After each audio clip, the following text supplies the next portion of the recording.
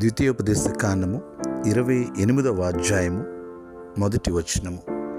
నీవు నీ దేవుడైన యెహోవా మాట శ్రద్ధగా విని ఆయన నీకు ఆజ్ఞాపించుచున్న ఆయన ఆజ్ఞలన్నిటినీ అనుసరించి నడుచుకుని ఎడల నీ దేవుడైన యెహోవా భూమి మీదనున్న సమస్త జనముల కంటే నిన్ను హెచ్చించును.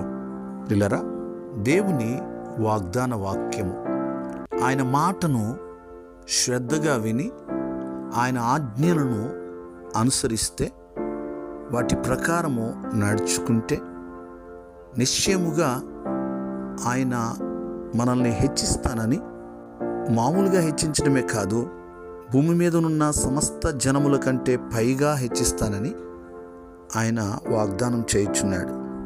వాగ్దానం చేసిన దేవుడు నమ్మదగిన దేవుడు. మనము ఆయన ఆజ్ఞలను అనుసరించి నడుచుకున్నట్లుగా పరిశుద్ధాత్మ సహాయమును అడుగుదాం. సకల ఆశీర్వాదములకు కారణభూతుడా మా దేవా, మీకు వందనాలు, స్తోత్రాలు.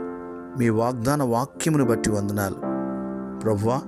మీ ఆజ్ఞలను అనుసరించి మేము నడుచుకుంటే, మీ మాట శ్రద్ధగా విని మీ మార్గముల్లో తప్పక నడుచుకుంటే నిశ్చయముగా మమ్మల్ని సమస్త జనముల కంటే అధికముగా హెచ్చిస్తానని మీరు సెలవిస్తూ ఉన్నారు ప్రభువా. మీ సహాయాన్ని కోరుకుంటున్నాం.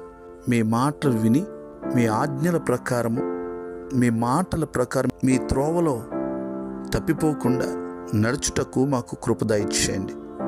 ఈ వాగ్దాన వాక్యం విని ప్రార్థనలు ఏకీభవించిన ప్రతి ఒక్కరిని దీవించండి. వారి ప్రతి అవసరత తీర్చండి. మీ హస్తం తోడుగా ఉంచండి. కృపలో బలపరచండి. ఈ దినమంతా మీ సన్నిధి తోడుగా ఉంచండి. యేసు నామములో ప్రార్థిస్తున్నాం తండ్రి, ఆమేన్.